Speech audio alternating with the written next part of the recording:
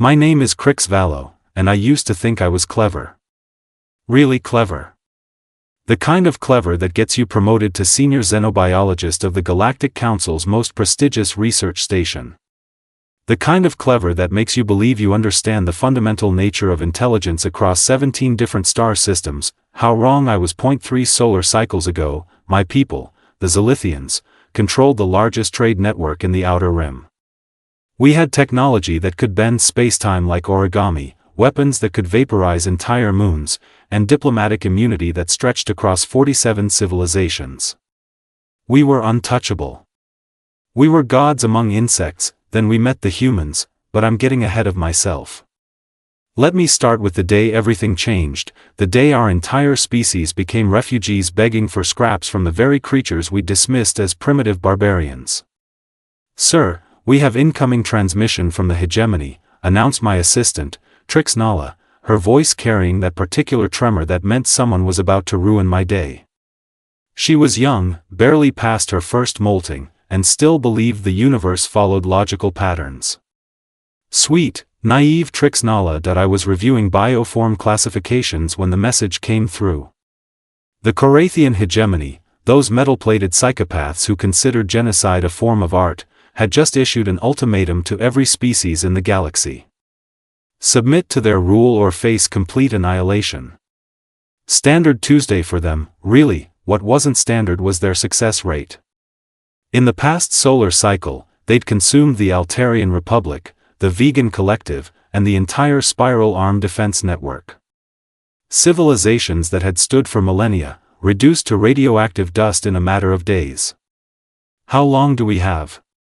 I asked, already knowing the answer would be insufficient. 72 hours, sir. They're demanding our surrender and the location of all our research facilities. I laughed. Actually laughed. The sound echoed through my laboratory like the cackle of a demented scientist, which, considering my current circumstances, wasn't entirely inaccurate. 72 hours? That's barely enough time to pack my collection of extinct species samples, let alone evacuate an entire civilization. Trix-Nala's antenna twitched nervously. "Sir, the Council is considering all options. Perhaps we should what? Surrender? Fight? Run screaming into the void?" I gestured wildly at the data screen surrounding us. "Look at these numbers, Trix-Nala. The Hegemony has consumed civilizations with technology centuries ahead of ours. They have star destroyers the size of small planets. What exactly do you suggest we do?" That's when she said it. The words that would change everything. "What about the humans, sir?" I stopped. Turned. Stared at her as if she just suggested we ask a particularly intelligent fungus for military advice. "The humans? Those bipedal monkeys from the third planet of Sol? The ones who still use chemical propulsion for space travel?" I couldn't hide my incredulity. "Trix-Nala, have you been inhaling laboratory fumes again?" "Sir, I've been monitoring their communications. They've been unusual lately. There are reports of something called Operation Lazarus and references to Protocol 7. They seem to be preparing for something. They're probably preparing to throw rocks at passing asteroids," I muttered, but something in her tone made me pause. Trix-Nala was many things: young, inexperienced, occasionally prone to eating the lab specimens, but she wasn't stupid. "Show me what you found." The data streams she pulled up were interesting. Not the sophisticated quantum-encrypted communications we Zelithians used, but crude electromagnetic signals that any species with basic technology could intercept. Yet the content was fascinating: military mobilization on a scale I'd never seen. Not just their pathetic excuse for a space navy, but entire planetary populations being organized into some kind of defensive network. They were calling it the human contingency, and every single one of their colonies was participating. "How many humans are there?" I asked, suddenly realizing I'd never bothered to count. "Approximately 12 billion, sir. Spread across 47 worlds." 12 billion. That was more than the entire Zelithian population. Still, numbers meant nothing against the Hegemony's technological superiority. And you think these humans can somehow help us against enemies that have defeated civilizations with technology centuries beyond theirs? I think, sir, that desperate times call for desperate measures. And according to my research, humans specialize in desperate measures. She pulled up more data. Historical records of human conflicts. Something called World War II, where they'd fought a global conflict using primitive weapons and sheer determination. Another called the Vietnam War, where a technologically superior force had been defeated by guerrilla tactics and stubborn refusal to surrender.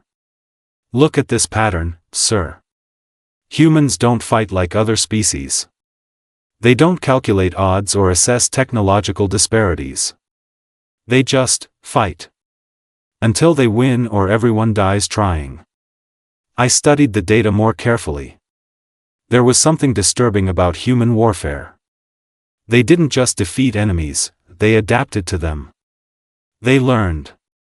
They evolved their tactics in real time, turning weaknesses into strengths and finding ways to use their enemies' advantages against them. Sir, Krix-Valo continued, the Hegemony has never faced anything like humans. They've conquered logical species, predictable species. Humans are different. Different. That was certainly one way to put it. Humans were the only species I knew of that had developed nuclear weapons before achieving interstellar travel. The only species that had somehow survived their own technological adolescence without destroying themselves. The only species that considered impossible odds a personal challenge rather than a reason to surrender. You're suggesting we ally with them? I asked, though the word ally felt strange in my mouth. Zelithians didn't have allies. We had subjects, trading partners, and barely tolerated neighbors. I'm suggesting we ask for their help, sir. What's the worst that could happen? I looked at her. Really looked at her. Young, idealistic Krix-Valo, suggesting we humble ourselves before a species we dismissed as evolutionary dead ends. The irony wasn't lost on me. Here we were, the proud Zelithians with our superior technology and advanced civilization, reduced to begging for help from creatures who'd only achieved faster-than-light travel 3 of their decades ago. Fine, I said, the word tasting like defeat. Prepare a communication array. Let's see if these humans are as remarkable as you think they are. The transmission took 18 hours to reach Earth. The response came back in 6. This is Admiral Kate Morrison of the Terran Defense Force. We've been monitoring your situation with the Korathian hegemony. We're willing to discuss terms. I blinked. That was it? No demands for tribute, no questions about our technology, no attempts to exploit our desperation? Just willingness to help. Tell them we'll transmit our coordinates, I instructed Krix-Valo. And Krix-Valo? Start preparing evacuation protocols. Just in case your faith in human capability is misplaced. She nodded, but I could see the excitement in her eyes. She actually believed these humans could help us. Part of me wanted to share her optimism, but the rational part of my mind, the part that had spent decades studying the brutal realities of galactic politics, knew better. The hegemony had never been stopped. Never been slowed. Never even been inconvenienced by the dozens of species they'd consumed. What could one primitive species possibly do that the combined might of the galaxy's greatest civilizations couldn't? I was about to find out. The human fleet arrived 36 hours later, just as the hegemony's advanced scouts entered our system. I watched through the station's observation deck as their ships dropped out of hyperspace, crude, boxy vessels that looked like they'd been built in a scrapyard by enthusiastic amateurs. Sir, Krix-Valo whispered, they're smaller than I expected. She was right. The entire human fleet couldn't have been more than 200 ships, most of them barely larger than our civilian transports. Against the hegemony's 1,000-ship armadas, they looked like toys. Then Admiral Morrison's voice crackled through the communication array. Zelithian Command, this is Admiral Morrison.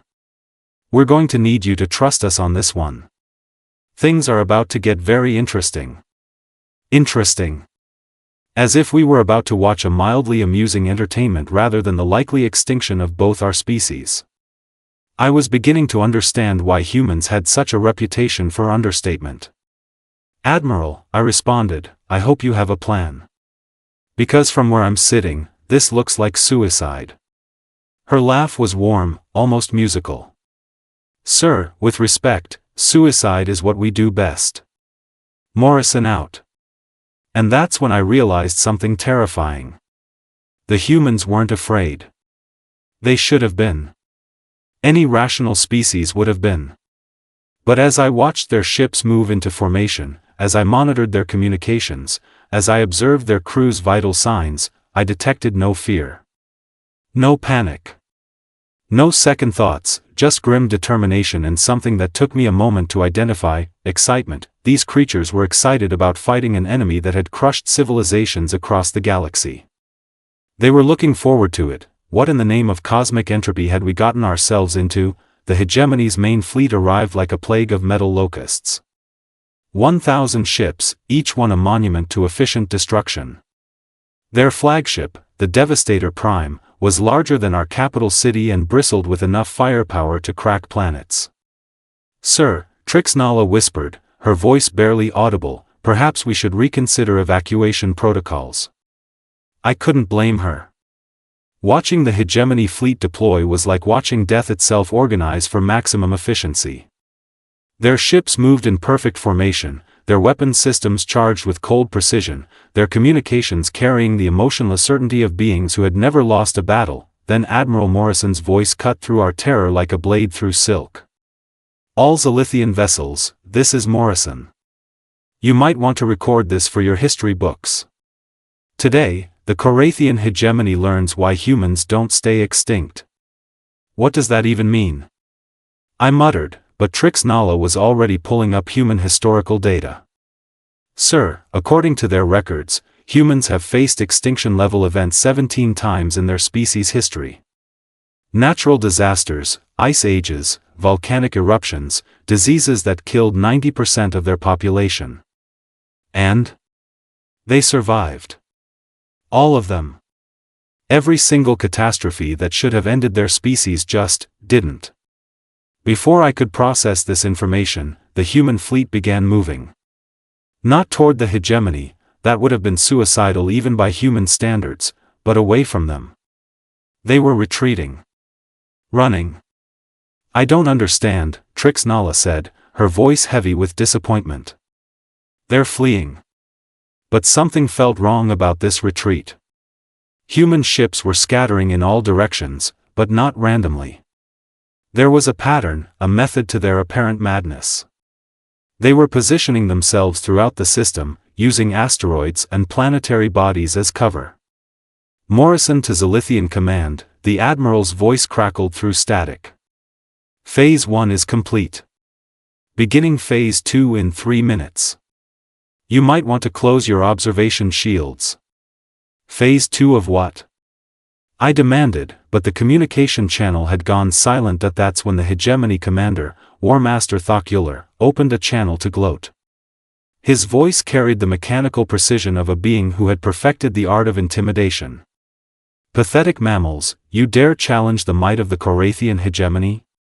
Your crude vessels are an insult to warfare itself. Surrender now, and your deaths will be swift. Admiral Morrison's response was immediate and utterly baffling. War Master Thokuler, this is Admiral Morrison. Before we begin, I have a question. In all your conquests, have you ever fought a species that has survived its own stupidity for 10,000 years? Your question is irrelevant, human. Prepare to be consumed. See, that's where you're wrong. Our stupidity isn't a weakness, War Master. It's a weapon. And today, you're going to learn the difference. What happened next defied every law of military strategy I'd ever studied. The human ships didn't attack. Instead, they began broadcasting on every frequency simultaneously. Music. Terrible, discordant music that made my antennae ache. But it wasn't random noise, it was coordinated, synchronized across their entire fleet.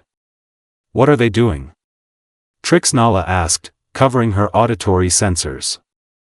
I have no idea, I admitted, but something was happening to the Hegemony fleet. Their perfect formation was wavering. Ships were falling out of line, their movements becoming erratic. Then Admiral Morrison's voice cut through the musical chaos. War Master, meet humanity's greatest tactical advantage. We've been studying your species for 3 years. Did you know Korathians have a neurological vulnerability to specific harmonic frequencies? Something about your synthetic brain implants creating resonance cascades when exposed to precisely calibrated acoustic weapons? My jaw dropped. Acoustic weapons? The humans were using sound as a weapon against a species with cybernetic neural implants? It was brilliant. It was insane. It was so uniquely human that no other species in the galaxy would have even considered it. Impossible. Thockular's voice was distorting, his mechanical precision replaced by something approaching panic. Our implants are shielded against all known interference patterns. Known by whom? Morrison's laughter was sharp as broken glass. You've conquered logical species, War Master. Species that follow predictable patterns of technological development. But humans? We skipped the logical progression entirely. We went straight from banging rocks together to splitting atoms. We built cities before we understood engineering. We went to space before we figured out how to feed our own population. The Hegemony fleet was in chaos now. Ships colliding with each other, weapons firing randomly, the perfect machine of conquest reduced to a collection of malfunctioning dreadnoughts, but Morrison wasn't finished. Phase 3, people. Show them what happens when they threaten our friends. That's when I saw them. Thousands of small objects separating from the human ships, too small to be detected by the Hegemony sensors but large enough to carry significant payloads. They moved like schools of metallic fish, weaving between the disabled Korathian vessels with impossible precision. Sir, Krix-Valo breathed, those are maintenance drones. Civilian construction equipment. She was right. The humans had weaponized their construction drones. As I watched in fascination and horror, the tiny machines began attaching themselves to Hegemony ships, burrowing through armor plating with industrial cutting tools, disrupting critical systems with welding torches, and generally causing the kind of damage that no military designer had ever planned to defend against.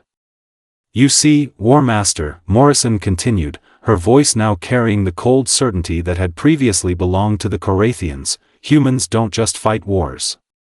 We improvise them. We turn our weaknesses into strengths, our disadvantages into opportunities, and our civilian technology into weapons of mass confusion. The Devastator Prime was listing badly now, its mighty weapon systems disabled by a swarm of maintenance drones that had probably been built to repair space stations. The irony was so perfect it hurt. But the real lesson here, Morrison said, isn't about tactical innovation or technological improvisation. It's about motivation. You conquered other species because they fought to preserve their civilizations. Humans fight for a different reason entirely. What reason? Thockular's voice was barely comprehensible now, his neural implants failing under the acoustic assault. We fight because we're too stubborn to admit when we're beaten. And today, War Master, we're fighting for our friends.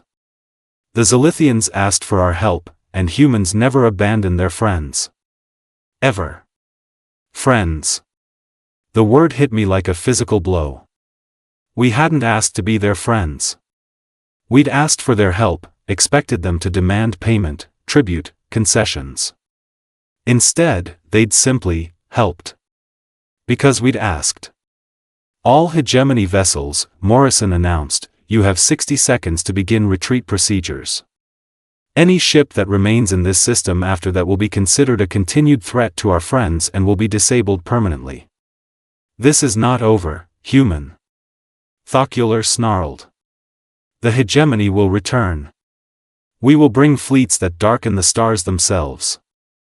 And we'll be waiting, Morrison replied cheerfully. Bring friends. This was fun. As the Hegemony fleet limped away from our system, their once mighty warships reduced to floating scrap by construction drones and sound waves, I found myself staring at the human vessels with something approaching religious awe that they'd done it. They'd actually done it.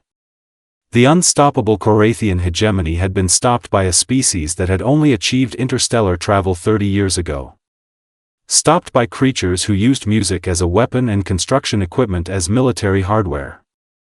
Sir, Krix-Valo said quietly, I think we owe them a debt we can never repay. But Admiral Morrison's final transmission suggested otherwise. Zelithian Command, this is Morrison. We'll be establishing a permanent defense network around your system. Consider it a friendship gift. And Krix-Valo? Yes, Admiral. Next time someone threatens our friends, give us a call. We'll bring bigger speakers.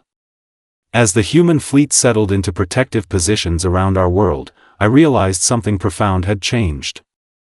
We were no longer the proud, isolated Zelithians who considered other species inferior. We were no longer alone in a hostile galaxy that we had friends. Strange, impossible, wonderful friends who fought with construction drones and considered acoustic warfare a reasonable military strategy. Friends who had saved us not for payment or political advantage, but simply because we had asked. Krix-Valo, I said, watching the human ships patrol our space with casual efficiency, I think it's time we learned more about these humans. All of it. Their history, their culture, their technology, their music. Their music, sir. Especially their music. Any species that can turn sound into a weapon capable of defeating the hegemony is worth understanding. Besides, I added, allowing myself a smile, I have a feeling our friendship with humanity is going to be very interesting indeed. And as I watched Admiral Morrison's flagship, the Resilient Dawn, take position between our world and the endless dark of space, I knew one thing with absolute certainty: the galaxy had just become a much safer place for anyone lucky enough to call humans their friends. And a much more dangerous place for anyone foolish enough to call them enemies. The age of human isolation was over. The age of human friendship had begun, and the universe would never be the same.